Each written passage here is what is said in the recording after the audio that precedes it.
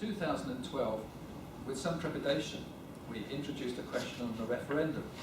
What we asked firms was it a factor in their forward planning? And really what we wanted to do was to get the extent to which this kind of appeared on the radar of firms as the referendum drew nearer. And when we started, before the referendum was announced, it was around about 30%, it's now up to about 38%, are saying it's a factor. Well, that's the first stage. What we did this time was we tried to explore some of the dynamics and some of the reasons and factors that they were trying to think about in that. And we found really kind of a number of different responses. A small group thought that there was going to be very little change.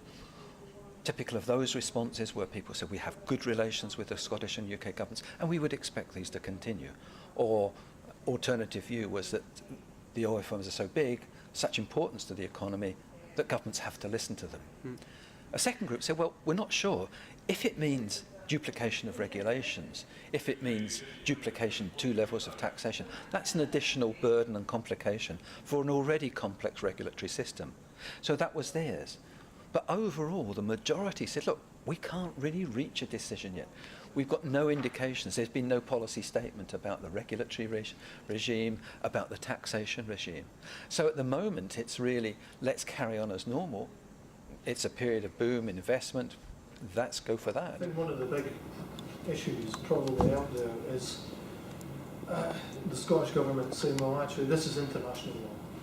You know, it's quite clear. You look it up. There's a line goes out from around about Berwick area, goes out, everything north of it is Scottish, and actually it's 85–90% of the reserves, and the future reserves, the most promising reserves, are caught within that. And they say, yes, that's absolutely fine, you know, so it's clear cut, that's Scotland's oil. This is a negotiation. There's been UK PLC have put in billions and billions of pounds of tax allowances. The decommissioning liabilities alone are going to be a big liability.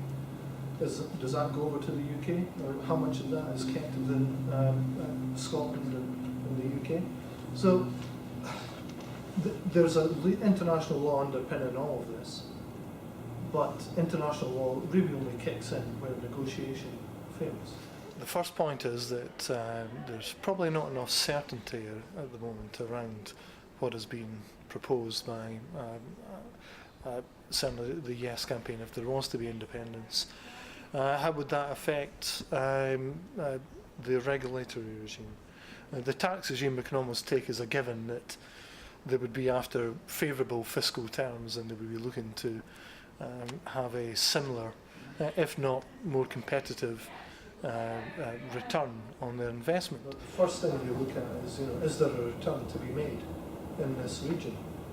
And if in the independent Scotland the government take is too high, then I think we'll see a migration away out of the UK altogether, whether it's to you know, the Far East or Africa or Russia. So it's all about whether it's Edinburgh or Westminster set the tax rates and the environment, because it's very important to both countries. I think that's going to be the overwhelming, you know, say decisive factor.